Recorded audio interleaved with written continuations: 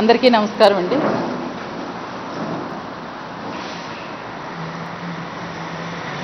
విడిపోయిన ఆంధ్ర రాష్ట్రంలో ముఖ్యంగా గిరిజన జనాభా చూసుకుంటే దాదాపుగా 25 నుంచి 30 లక్షల వరకు గిరిజన తండాల్లో బ్రతుకుతున్నటువంటి అతి పేద గిరిజనులంతా ఈరోజు ఆంధ్ర రాష్ట్రంలో ఉన్నారు. వారికి సంబంధించి ఏదైతే తెలుగుదేశం ప్రభుత్వం 2014లో రాష్ట్రాన్ని విడగొట్టి అధికారంలోకి వచ్చిందో ఆ రోజు నుంచి కూడా గిరిజనుల్ని ఒక వివక్షతో చూస్తున్నటువంటి తీరుని మనం గమనిస్తున్నాం. ఎందుకు వివక్ష అంటున్నామంటే, ఏదైతే మొత్తం 7 నియోజకవర్గాలు ప్రాంతాల్లో ఉన్నటువంటి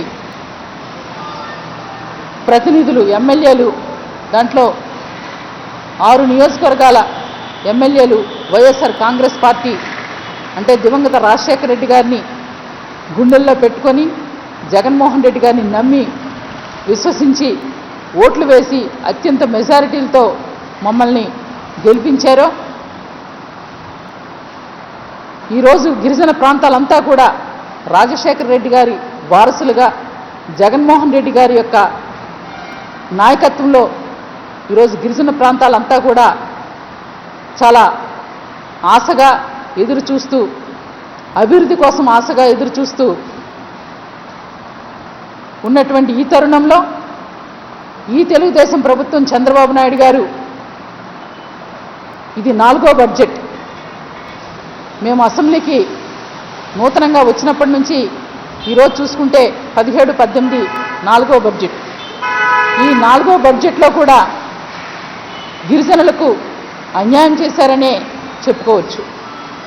ఎందుకంటే వారిచ్చినటువంటి లెక్కల ప్రకారంగానే 16-17 బడ్జెట్కి సంబంధించి 3099 ఎలొకేటెడ్ అవుతే దాంట్లో ఎక్స్పెండిచర్ 2227.72 ఎక్స్పెండిచర్ అవుతే మొత్తం 76% ఖర్చు అయింది. మరి మిగతా డబ్బులంతా ఏమైంది? నిజంగా ఈరోజు ట్రైబల్ సప్లాన్ ఒక చట్టబద్ధతతో కూడుకున్నటువంటి ఒక ఉప ప్రణాళిక ఈరోజు బడ్జెట్ పుస్తకంలో చూసాం. నిజంగా మాకు ఆశ్చర్యం అనిపిస్తుంది. ఇది వాళ్ళు తెలిసి చేస్తున్నారా, తెలియక చేశారా, లేదంటే ఒక కుట్రతో చేస్తున్నారా అన్నది మాకు అర్థం కానటువంటి అయోమయమైన పరిస్థితి. ఈ బడ్జెట్ పుస్తకంలో వాళ్ళు ఏమని చెప్తున్నారంటే, షెడ్యూల్ గిరిజన తెగల కాంపోనెంట్ అట ఈ 17-18 సంవత్సరంగాను 3529 కోట్లను కేటాయిస్తూ ఇది కేవలం గిరిజన తెగల కాంపోనెంట్గా, అంటే పూర్వపు రోజుల్లో ఉప ప్రణాళిక ఉండేది, ఇప్పుడు మాత్రం మరలా దాన్ని పేరు మారుస్తూ గిరిజన తెగల కాంపోనెంట్గా చెప్తున్నారు. ఇక్కడే మనం అర్థం చేసుకోవాలి వాళ్ళకి కుట్ర. ఉప ప్రణాళిక అంటే, ట్రైబల్ సప్లైన్ అంటే గతంలో చట్టం చేశారు కనుక దానికి ఒక చట్టబద్ధత ఉండేది. కానీ ఇదే తెలుగుదేశం పార్టీ చంద్రబాబు నాయుడు గిరిజనులంటే వివక్షతో గిరిజన ప్రాంతాలను అభివృద్ధి చేయాలంటే ఒక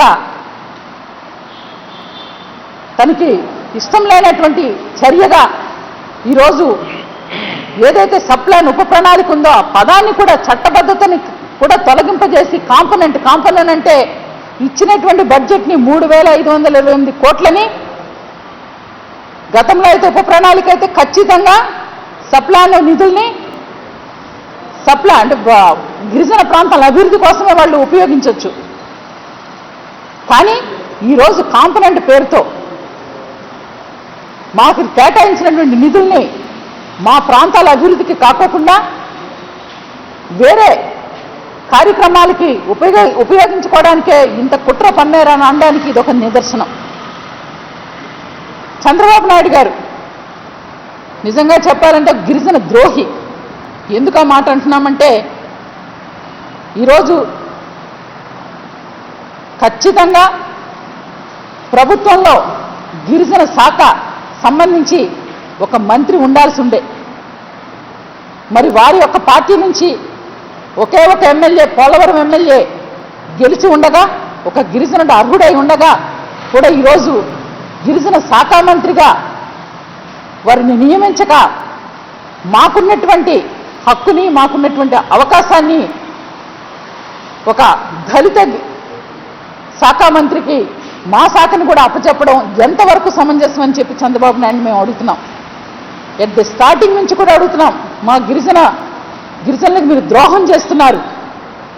ఏదైతే మా గిరిజన శాఖకు సంబంధించినటువంటి మంత్రి పదవి ఉందో అది మా గిరిజనుడికి కేటాయించాలని. కానీ ఈ రోజు వరకు 2.5 దాదాపు 3 ఏళ్ళు గడిచిపోతున్నా ఎక్కడా కూడా గిరిజన శాఖకు ఒక మంత్రిని నియమించాల.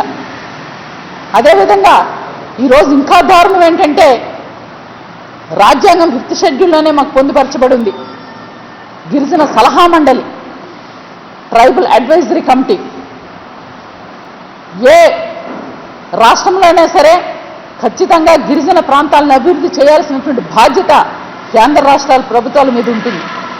ఈ గిరిజన సలహా మండలి అన్నది ఏదైతే రాజ్యాంగంలోనే 5th షెడ్యూల్లో పొందుపరచబడిందో ఖచ్చితంగా రాష్ట్ర ప్రభుత్వ ముఖ్యమంత్రితో కానీ కేంద్ర ప్రభుత్వ ప్రధానమంత్రితో కూడా వారి యొక్క ప్రమేయం లేకోకుండానే మాకు రావాల్సినటువంటి హక్కుల్ని, చట్టాలని ఆ గిరిజన సలహా మండలి ద్వారా, తీర్మానాల ద్వారా, ఆ గిరిజన సలహా మండలిలో సభ్యులు ఎవరుంటారంటే గిరిజన శాఖ మంత్రి చైర్మన్గా ఉంటూ దాంట్లో 3వ వంతు గిరిజన ఎమ్మెల్యేలు దాంట్లో సభ్యులుగా ఉంటారు. అంటే గిరిజన ప్రాంతాలకు సంబంధించినటువంటి ప్రజాప్రతినిధులు, చట్టసభల్లో వెళ్ళినటువంటి వ్యక్తులు ఉండడం వలన మన చట్టాలని కాపాడుకునేటటువంటి ఒక గొప్ప అవకాశం గిరిజన సలహా మండలి. అటువంటి రాజ్యాంగంలోనే మాకు ఇచ్చినటువంటి హక్కుని కూడా ఈరోజు చంద్రబాబు నాయుడు కాలరాసి గిరిజన సలహా మండలి గురించి పలుమార్లు మేము ప్రతి సభలో కానీ, ప్రతి సందర్భంలో కానీ, ప్రతి వేదిక ముందు గిరిజన సలహా మండలి ఎందుకు ఏర్పాటు చేయలేదని మేము ప్రశ్నిస్తూ ఉంటే కనీసం నిమ్మక నేరెత్తినట్టుగా ఉన్నటువంటి చంద్రబాబు నాయుడు మరి ఆయన గిరిజన ద్రోహి అనక ఇంకేమనాలని మేము ప్రశ్నిస్తున్నాం.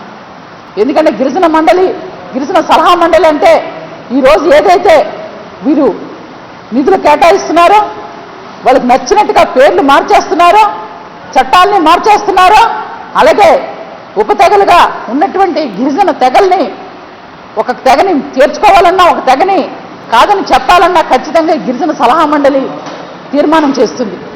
అలాగే ఈరోజు రాష్ట్రంలో అత్యున్నతమైనటువంటి ఎత్తైనటువంటి ప్రదేశాలు, అడవి ప్రాంతాల్లో ఉన్నటువంటి ఏజెన్సీ ప్రాంతాలు, పూర్తిగా మైనింగ్ ఉన్నటువంటి ప్రాంతాలు, ముఖ్యంగా బాక్సైట్ నా నియోజకవర్గం పాడేరులోనే ఆ రోజు 97 జీవోని విడుదల చేసి ఇదే చంద్రబాబు నాయుడు గతంలో బాక్సైట్ వ్యతిరేక పోరాటాలు చేస్తున్నానని చెప్తూ ఆయన ప్రభుత్వం ఎప్పుడైతే వచ్చిందో 97 జీవోని పెట్టి బాక్సైట్ తవ్వుతానని చెప్పి ఆయన మా గిరిజనులందరికీ ఎంత ఆందోళన కలిగించారో ఒక్కసారి గుర్తు తెచ్చుకోమని చెప్తున్నాం.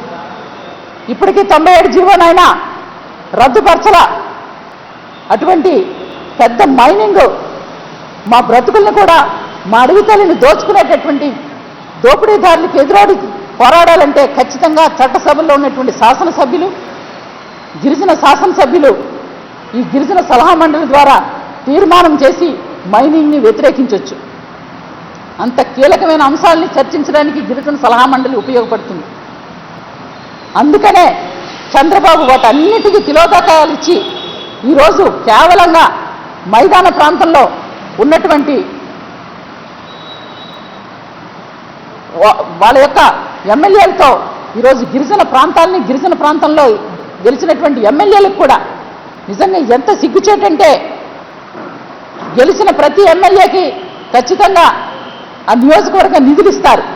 ఈరోజు మేము ప్రతిపక్షంలో ఉన్నామని కేవలం కక్షతోనే కనీసం ఎమ్మెల్యే నిధులు నియోజకవర్గ స్థాయిగా మాకు ఇవ్వలేదనంటే ఎంత దౌర్భాగ్యం ఒకసారి ఆలోచించండి. ఇకపోతే ఇక విద్య గురించి, వైద్యం గురించి చెప్పుకోలేనటువంటి పరిస్థితి. నాకు బడ్జెట్ పుస్తకంలో చదువుతుంటే ఆశ్చర్యం అనిపించింది. మొత్తం ఈరోజు ఎక్కువ గిరిజన ప్రాంతాలు శ్రీకాకుళం, విజయనగరం, విశాఖపట్నం, తూర్పుగోదావరి జిల్లాల్లో ఉంటే దగ్గర పోలవరం జిల్లాల్లోనే ఎక్కువ అత్యధిక జనాభా కలిగినటువంటి గిరిజన విద్యార్థులు ఉంటే అక్కడ కేవలం 30 గురుకుల ఆశ్రమ పాఠశాలని గురుకుల ఆశ్రమ పాఠశాలగా మార్చారు. అదే మైదానంలో ఉన్నటువంటి నాన్ షెడ్యూల్ ఏరియాలో ఉన్నటువంటి రాయలసీమ, నెల్లూరు ఈ ప్రాంతాలకు సంబంధించినటువంటి చెంచు వీటి తెగలకు సంబంధించినటువంటి తెగలకి ఎస్సీస్కి 80 పాఠశాలని గురుకుల పాఠశాలగా మార్చారు. అంటే రేషియో చూసుకుందాం, జనసాంద్రత జనాభా తక్కువ ఉన్న తేట్ల గురుకుల పాఠశాలలు ఎక్కువ పెట్టి జనసాంద్రత ఉన్నటువంటి గిరిజన విద్యార్థులు అత్యధికంగా చదువుకునేటువంటి విద్యను అభ్యసించే ప్రాంతాలలో తక్కువ గురుకులాలని ఏర్పాటు చేసి ప్రభుత్వం ఎంత కుట్ర పన్నుతుందో మనం గమనించాల్సినటువంటి అవసరం ఉంది. అందుకనే అంటున్నాం చంద్రబాబు నాయుడు గిరిజన ద్రోహి అని. ఖచ్చితంగా మొత్తం రాష్ట్రంలో ఉన్నటువంటి గిరిజనులంతా ఏకమవుదాం, మన హక్కుల్ని చట్టాలని మనం కాపాడుకుందాం. ఏదైతే ప్రతి సంవత్సరం మనకు ఏదో తూతూ మంత్రంగా కేటాయించే ఈ బడ్జెట్ని మనం రేపు రాబోయే కాలంలో మనకి కేటాయించినటువంటి నిధుల్ని మనం ఖచ్చితంగా ఖర్చు పెట్టే విధంగా మనం అందరం కూడా కలిసి పోరాడాల్సినటువంటి అవసరం ఉంది. చిన్న విషయం ఏంటంటే ఇందాక చెప్పాను, బడ్జెట్లో మిగిలిపోయినటువంటి ఆ బడ్జెట్ని ఏం చేస్తున్నారంటే నెక్స్ట్ ఇయర్ దాంట్లో రివైజ్డ్ దాంట్లో పెట్టి దీంట్లో మళ్ళీ నెక్స్ట్ బడ్జెట్ వచ్చినప్పటికల్లా 101% మేము చేశామని చెప్పి ఈ బడ్జెట్లో తెలియజేస్తున్నారు. నిజంగా ఇది చాలా దౌర్భాగ్యం. ఖచ్చితంగా ఇప్పటికే మారుమూల ప్రాంతాలు, మావోయిస్టు ప్రాంతాలు, రోడ్లు, నీరు తాగడానికి రక్షిత మంచినీరు లేక, విద్యుత్ లేక, విద్యా వైద్యానికి కూడా నోచుకోలేనటువంటి మా గిరిజన ప్రాంతాల్ని చంద్రబాబు నాయుడు తన కుట్రతో, వివక్షతో మా ప్రాంతాల్లో ఉన్న ప్రజల్ని సంక్షేమ పథకాలకు కూడా దూరం చేసేటటువంటి చర్యని మేము గిరిజనులంతా ఏకమై రాబోయే కాలంలో పోరాటాల ద్వారానే మా హక్కుల్ని, చట్టాలని మేము కాపాడుకుంటామని చెప్పి సందర్భంగా నేను తెలియజేస్తూ ముగిస్తున్నాను. థ్యాంక్ యూ అండి. మూడవది బోగస్ గిరిజనులండి, అంటే గిరిజనులు కానివారు బోగస్. ఈ 3 అంశాల మీద మా YSR Congress party cell, ST cell ద్వారా మాట్లాడాలని మా నాయక్ గారు చెప్పిన మీదట మేము ఇక్కడికి రావడం జరిగింది. ముఖ్యంగా బడ్జెట్ విషయానికి వచ్చేసరికి ప్రభుత్వం చెప్పింది ఒకటి, చేసింది ఒకటి చేస్తుంది. ఎందుకంటే సప్లాన్ చట్టం అనేది ఒకటి చేయడం జరిగింది. ఆ చట్టం ప్రకారం ఇదే నడుచుకోవాలి. అలా కాకుండా 2014-15 బడ్జెట్లోనే మొదట ఎస్టీకి 300 కోట్ల రూపాయలు అన్యాయం చేశారు. అంటే బడ్జెట్లో అంటే ప్రణాళిక వ్యయం అని ఉంటుంది, ప్లానింగ్ ఎక్స్పెండిచర్ అంటారు. ఆ ప్రణాళిక వ్యయంలోని మా జనాభా శాతంతో గురించి మాకు ఇవ్వాలి. ఎస్సీలు కావచ్చు, ఎస్టీలు కావచ్చు. మా జనాభా శాతం 5.33 లెక్క పెడుతున్నారు కాబట్టి ఆ విధంగా మాకు ఇవ్వాలి. కానీ 300 కోట్ల రూపాయలు తక్కువ చేశారు. అలాగే ఎస్టీలు కూడా 17.1 రూపాయలు ఇవ్వాలి, కానీ వాళ్ళకి కూడా తక్కువ చేశారు. అంటే మొదటి బడ్జెట్లోనే ఈ ప్రభుత్వం వచ్చిన 2014-15 బడ్జెట్లోనే మాకు ఎస్సీ ఎస్టీలకు కూడా కలిపి 3,300 కోట్ల రూపాయలు నష్టం చేసింది ఈ ప్రభుత్వం, తెలుగుదేశం ప్రభుత్వం. అదే చట్టం ఉన్నది, చట్టం లేకపోతే మేము అడగం. సప్లైన్ అనేది ఎస్సీ ఎస్టీలకు ఒక చట్టం చేశారు కాబట్టి ఆ చట్టానికి ప్రభుత్వం కట్టుబడి ఉండవలసిన అవసరం అనేది ఉన్నది. దాని ప్రకారం చేయడం లేదు అట్లేదు. అలాగే ఇప్పుడు 2016-17 మనం చూసుకునే సరే, 2016-17 మనం చూసుకునే సరే 3,700 కోట్ల రూపాయలు ఇప్పుడు మిగిలి ఉన్నాయి. ఈరోజు ఖర్చు కాలేదు. ఎస్సీ ఎస్టీ 2 కూడా కలిపి ఒక ఎస్టీకి 7 కోట్ల పైకి ఉన్నది, ఎస్సీలకి 3,000 కోట్ల రూపాయలు ఉన్నాయి. ఇవన్నీ కలిపి ఖర్చు చేయడం లేదనమాట. అంటే ప్రభుత్వం బడ్జెట్ పెట్టి ఏం చేస్తుందంటే బడ్జెట్ అనేది చూపిస్తుంది, ఇంత ఇస్తున్నామని చూపిస్తున్నారు, కానీ బడ్జెట్లో అమౌంట్ ఖర్చు పెట్టారు. బడ్జెట్కి రిలీజ్ చేసిన అమౌంట్కి, విడుదల చేసిన అమౌంట్కి పొంతన ఉండదు. విడుదల చేసిన అమౌంట్కి ఖర్చులకి పొంతన ఉండదు.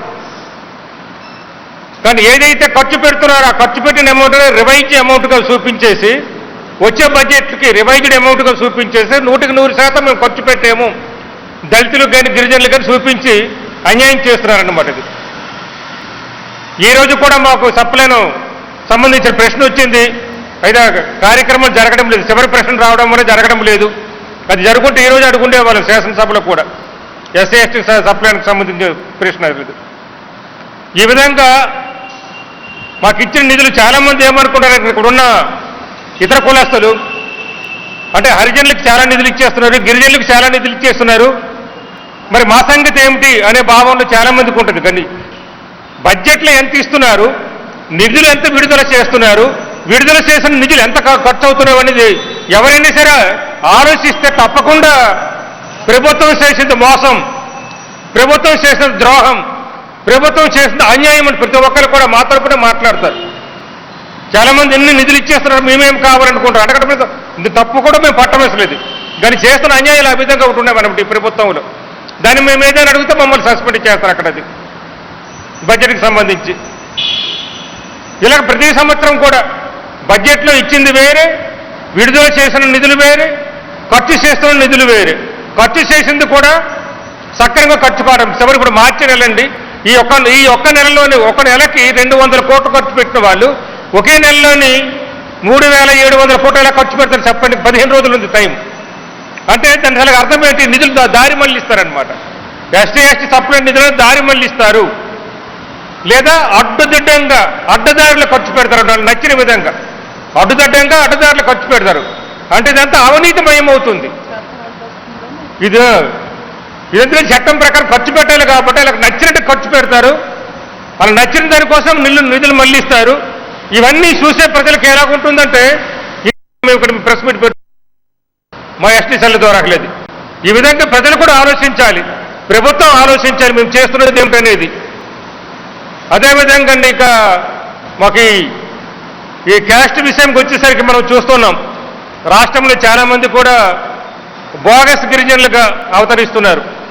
హరిజనులుగా వచ్చేవాళ్ళు తక్కువ మంది ఉంటున్నారు, కానీ గిరిజనులుగా వచ్చేవాళ్ళు ఎక్కువ మంది వస్తున్నారు, చాలా బోగస్ గిరిజనులుగా. నేను కూడా మొట్టమొదటి ఎమ్మెల్యే 2004లో పోటీ చేసేటప్పుడు ఒక బోగస్ గిరిజన చేతిలో ఓడిపోయి హైకోర్టుకి వెళ్ళి హైకోర్టు నన్ను ఎమ్మెల్యే డిక్లేర్ చేసింది 2006లో. తర్వాత 2009 ఎన్నికలో ఎమ్మెల్యేకి ఎన్నికయ్యాను. అలాగే 2014 ఎన్నికలు ఇది 3వసారి అనమాట ఎన్నికయ్యాను, మొదటిసారి.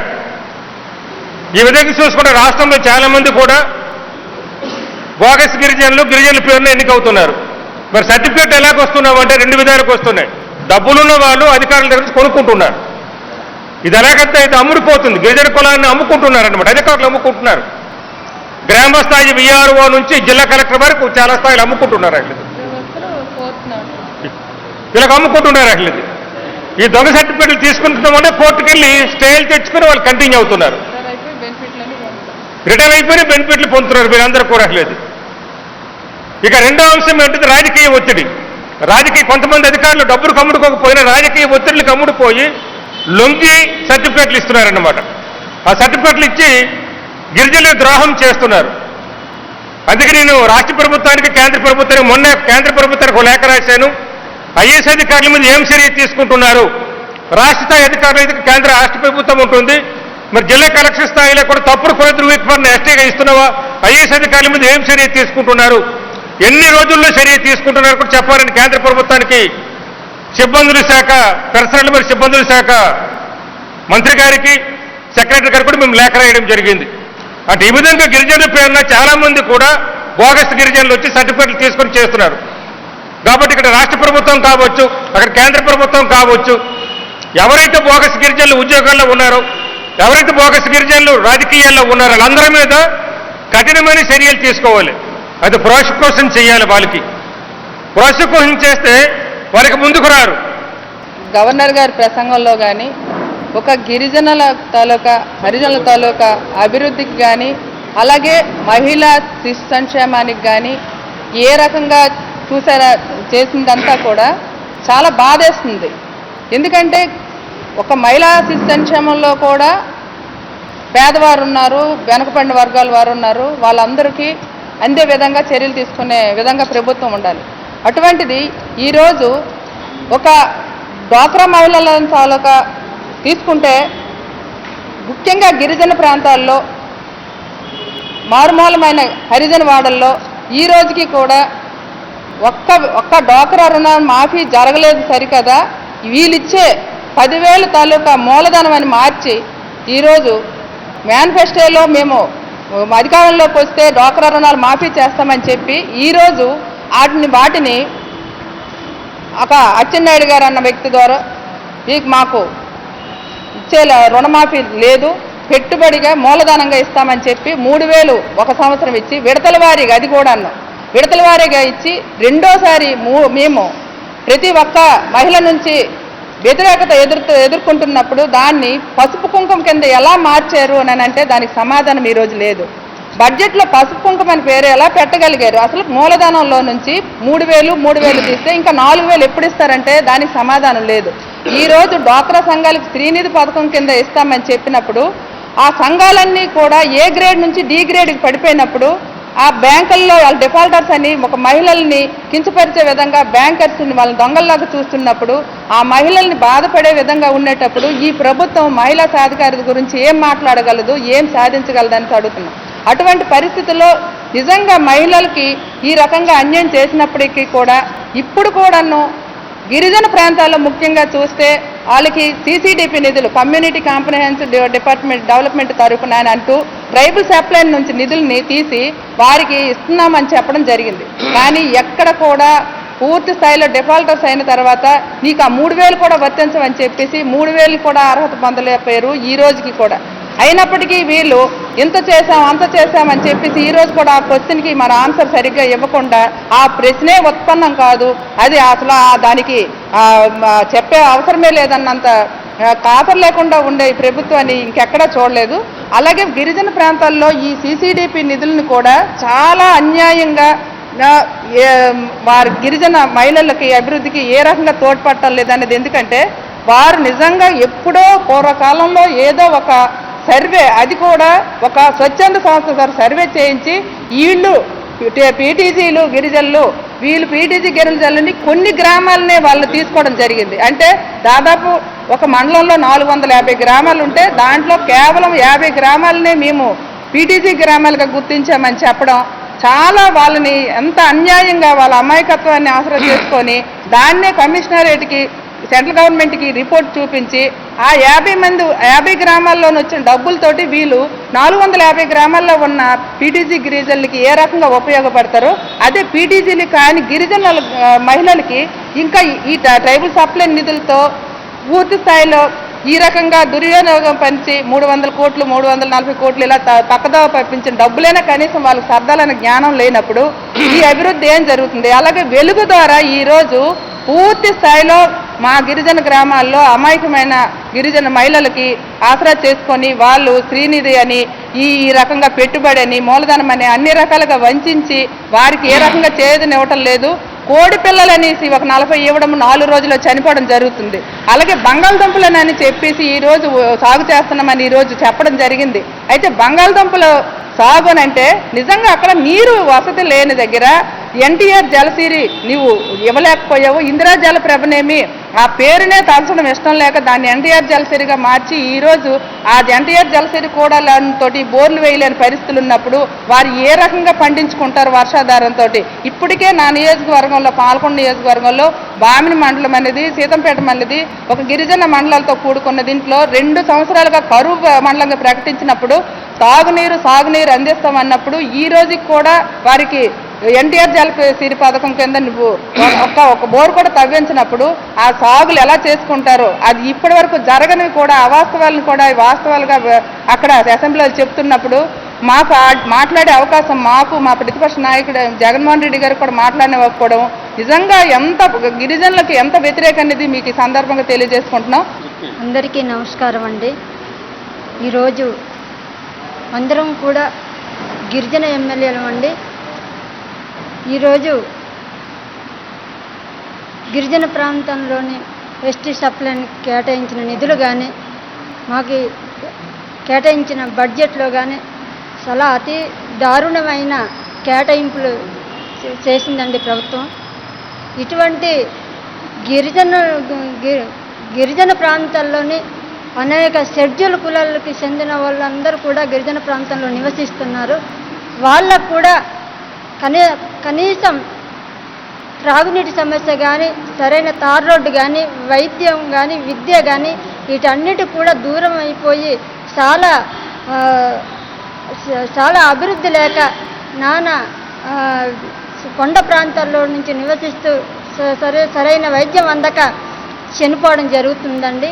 అటువంటి ప్రాంతాలు కూడా గిరిజన ప్రాంతాలన్నీ గుర్తించి మన సీఎం గారు ఇంకా ఎక్కువ నిధులు కేటాయిస్తారేమో అనుకున్నాం, కానీ మాకు 3,500 నిధులతోటి సరిపెడతారనేసి మేము అనుకోలేదండి.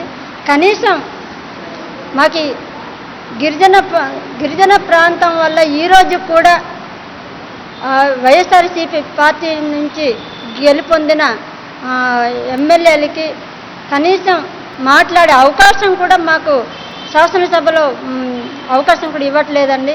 మా ప్రతిపక్ష నాయకుడు జగన్మోహన్ రెడ్డి గారు మా తరఫున కూడా గిరిజన సలహా మండలి ఎందుకు పెట్టలేదనేసి మాట్లాడితే వారు మైక్ కట్ చేయటం, మాట్లాడే అవకాశం కూడా ఇవ్వటం లేదండి. అదేవిధంగా నా కాన్ఫరెన్స్లో 11 మండలాలండి. నా 11 మండలాల్లోని 5 మండలాలు కూడా ముంపు మండలాలండి.